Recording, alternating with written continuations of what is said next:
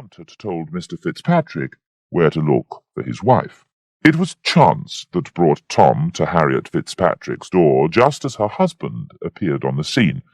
It was jealousy that persuaded Mr. Fitzpatrick that Tom had been making love to his wife, and it was temper that made him strike Tom on the head and pull out his sword.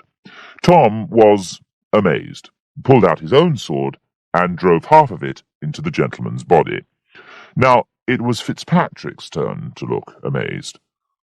"I am a dead man," he cried. A gang of rough men rushed up to get hold of Tom.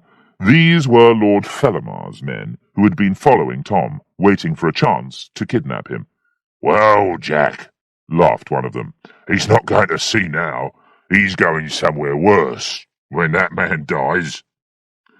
Similar jokes were made about Tom until a doctor came to look at Fitzpatrick, and the police arrived to arrest Tom. The doctor said he believed Fitzpatrick would die, so Tom was taken to a prison. Partridge found him there next morning. He brought the news that Fitzpatrick was dead, and a letter from Sophia, which Black George had passed to him. It said, "My aunt has just shown me a letter which you wrote to Lady Bellaston. I never want to hear your name again. S.W." Fortune now threatens to see our hero hanged in public, and if our reader enjoys such scenes, I think he should book a seat in the first row now. This I faithfully promise. If he does not find some natural means to escape a sad end, I will not help him with unnatural means. You can trust me not to bring in gods or spirits or fairies. We must now return to Mrs. Miller's house, where Mr. Allworthy had arrived with his nephew, Blifil. Mrs. Miller wanted to change Mr. Allworthy's view of Tom, his adopted son. She told him how Tom had given money to her cousin. "He always speaks lovingly of you, sir," she said. "You surprise me, madam," said Mr. Allworthy. "You have not seen the side of him which shocks my nephew and myself." "I see only that he has enemies," said Mrs. Miller.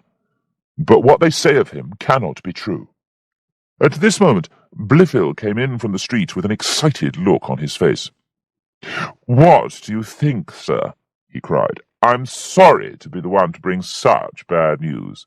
Mr. Jones, to whom you were so very good, has killed a man." Allworthy looked shocked. He turned to Mrs. Miller and cried, "Well, madam, what do you say now?" "I say, sir, that if it is true, the man he killed must be at fault.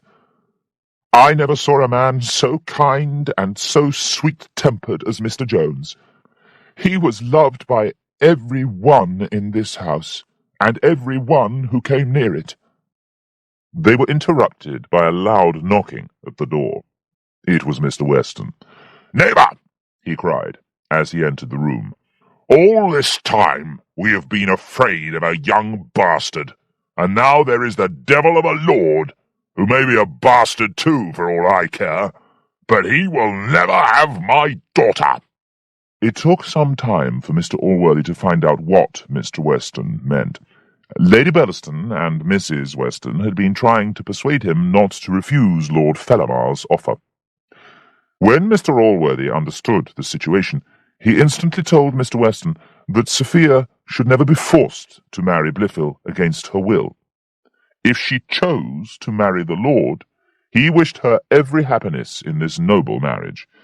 "She will marry Blifil," said Mr. Weston, "for 3 reasons.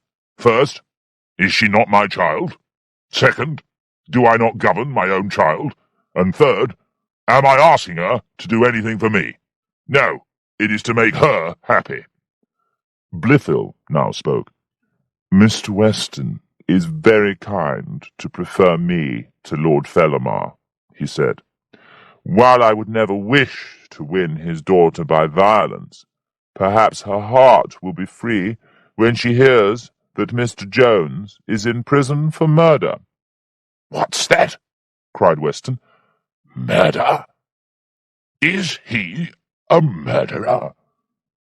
And is there any chance of seeing him hanged? I have never heard better news in my life. Tol de rol, tol lol de rol. And he sang and danced about the room. Several true friends now came to visit Tom in prison.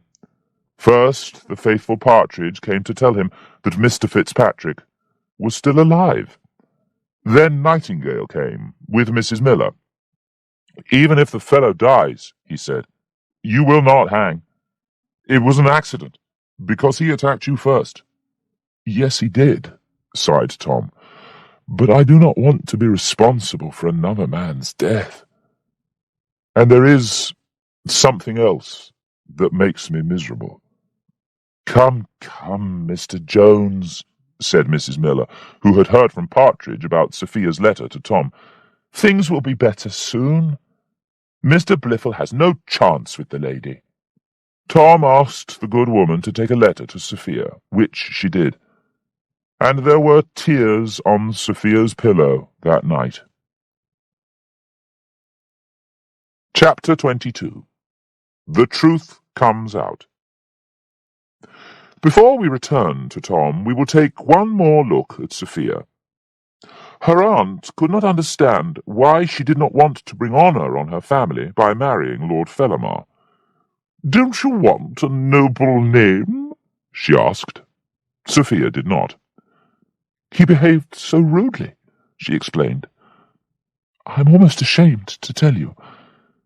He caught me in his arms, pulled me down, put his hand into my dress, and kissed my breast with such violence that I have a mark there still."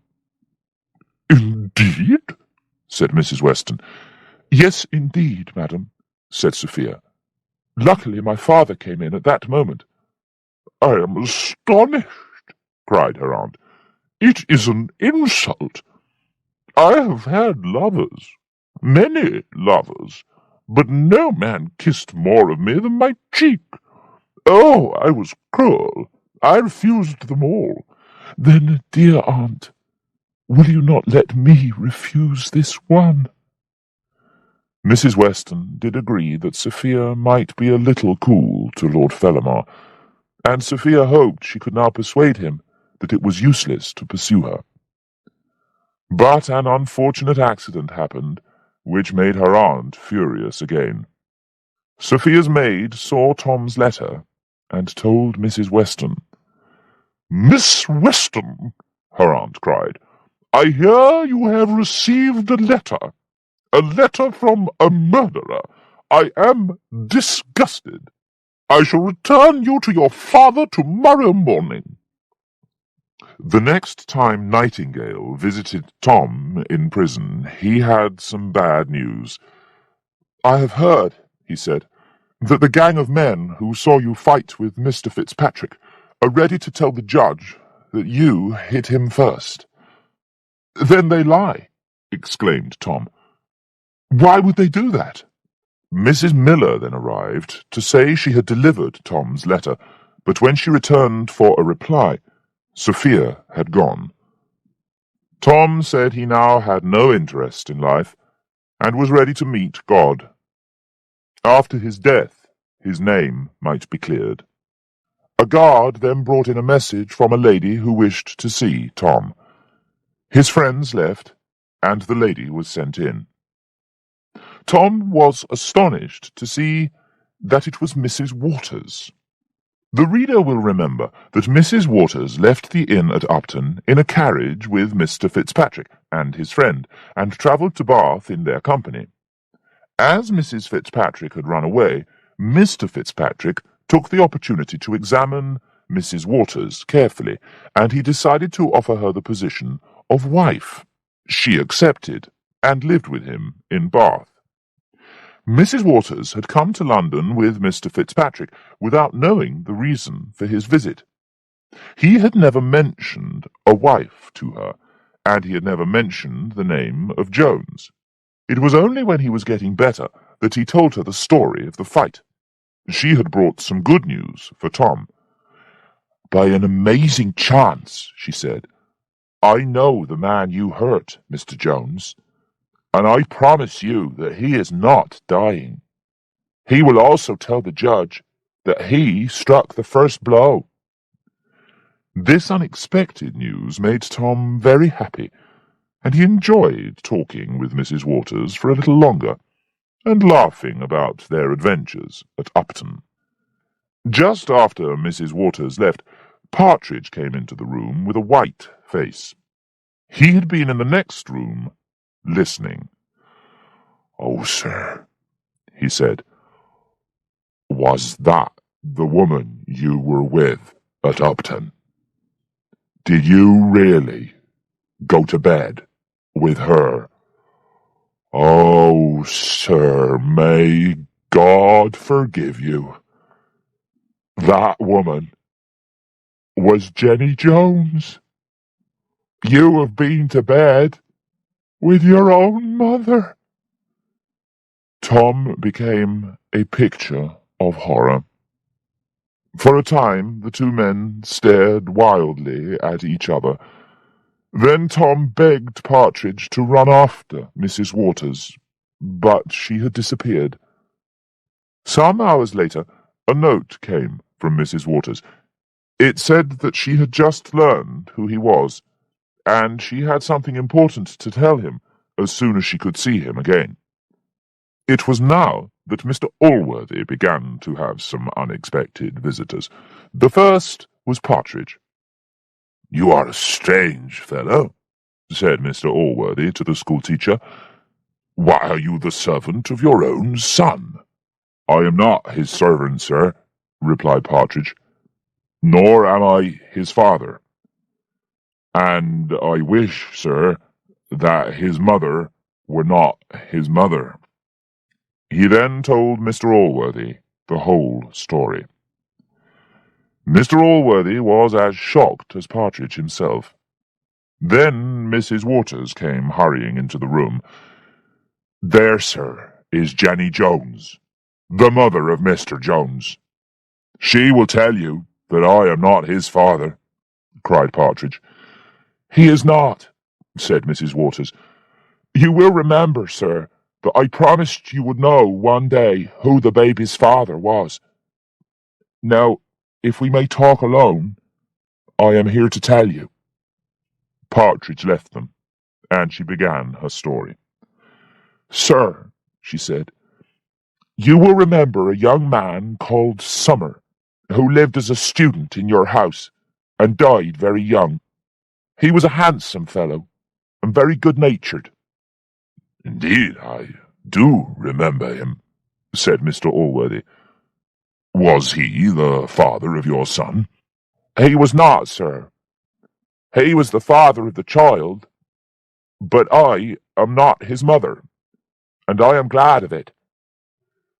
"Be careful not to lie," said Mr. Allworthy coldly. "I did help when the child was born," she said, "and I put him in your bed. But the baby was your sister's child." "My sister, Bridget?" he cried. "Can it be possible?" "Have patience, sir, and I will tell you her sad story." Mr. Allworthy listened with astonishment to the story of how his sister Bridget loved Summers, and how they hoped to marry, but were prevented by his sudden death. Bridget had then asked Jenny Jones to help her have her baby in secret. "But why," asked Allworthy, "did she carry this secret with her out of the world?" "I am sure she did not," said Mrs. Waters. "She knew you loved her son, and always said she would tell you."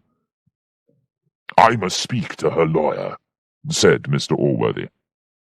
Now that busy fellow, Mr. Dowling, whose work took him up and down the country, was in London, helping Mr. Blifil with some business. Mr. Allworthy sent for him at once. When she saw him, Mrs. Waters looked surprised, but she said nothing. "Mr. Dowling," said Mr. Allworthy, "I have just found out that Mr. Jones is my own nephew." "Indeed, sir, I know," said Mr. Dowling.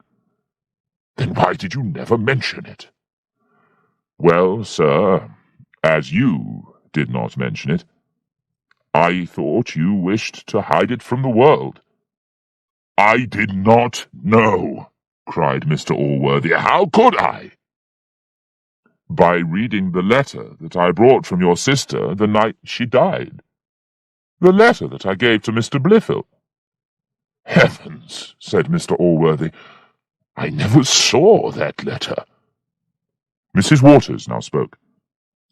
"I am surprised, sir, that if this gentleman knew that Mr. Jones was your nephew, he would want to see him hanged.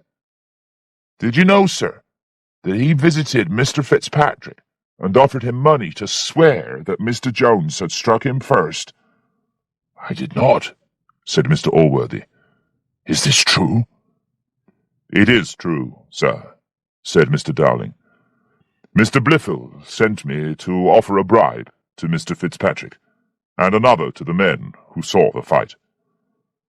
"I am astonished," said Mr. Allworthy.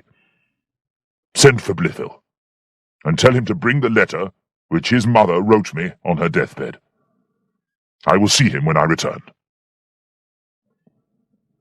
Chapter 23. The story reaches its conclusion. Mr. Allworthy now went to Mr. Weston's and asked to see Sophia. After some moments of silence, he began to speak.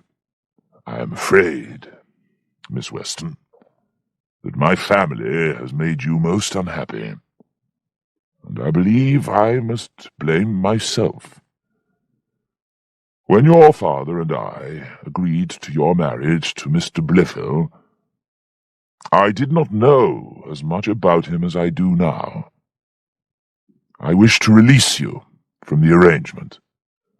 Sophia was more grateful than she could say. "I have another proposal," he continued. "I have a young relation of very good character, and I will give him the fortune I planned to give to Mr. Blifil. Would you allow my relation to visit you?" Sophia, after a minute's silence, answered, "I have decided to listen to no such proposals at present, sir, but to return to Somerset to take care of my father." "Then, Miss Weston," replied Mr. Allworthy, "my relation must continue to suffer disappointment." Sophia smiled. "Can he suffer if he does not know me?" "Indeed he knows you," said Mr. Allworthy, "for he is my own nephew, Mr. Jones." "Can it be possible?" cried Sophia. "Indeed, madam. He is my own sister's son. Oh, Miss Weston, I have treated him cruelly. I shall never be able to reward him for his sufferings without your help. Will you not see him? I know he has faults, but I believe he has those good qualities which will make him a good husband." At this point, Mr. Weston joined them. "See here," he cried. "I have a letter from my cousin, Lady Bellaston. She says that murderer, Jones, has got out of prison, and I should lock up my daughter again. Neighbour, you don't know what trouble daughters are." "Mr. Weston," said Mr. Allworthy, "I shall return now to see Mr. Jones at my lodgings, and invite you to follow.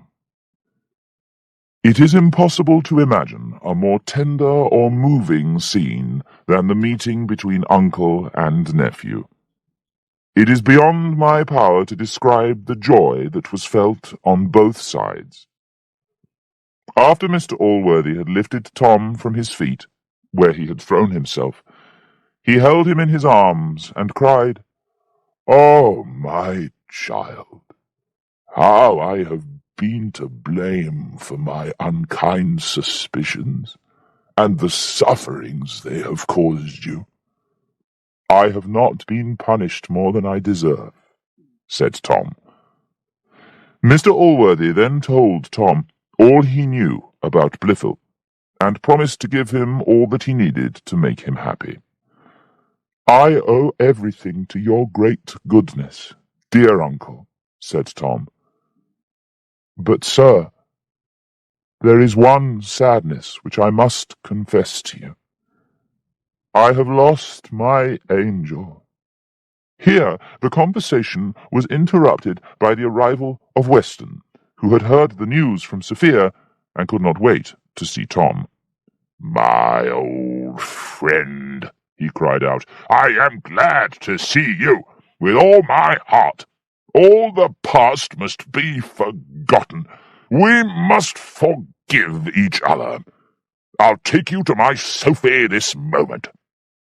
As Tom dressed for his visit to Sophia, Partridge was so full of joy that he made a dozen mistakes.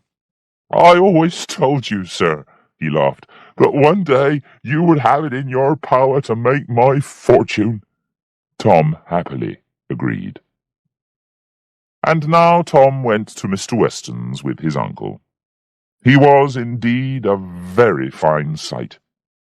Sophia had also dressed carefully, and looked so extremely beautiful that Allworthy whispered to Weston that she was the finest sight in the world.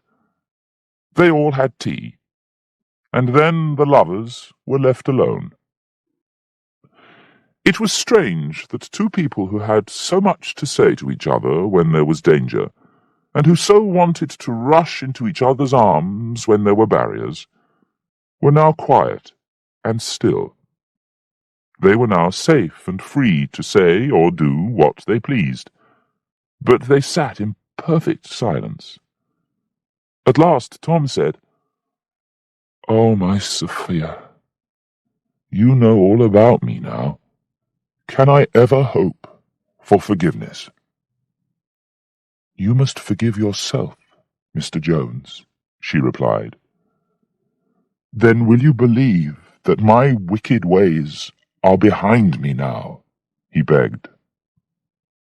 "I will never marry a man whose word I cannot trust," she answered. "Could you be faithful, after what I know?" Tom took her hand and pulled her to the mirror. "Look there, my charming angel," he cried. "Look at that lovely face, that shape, those eyes, and that mind that shines through those eyes. There is my proof.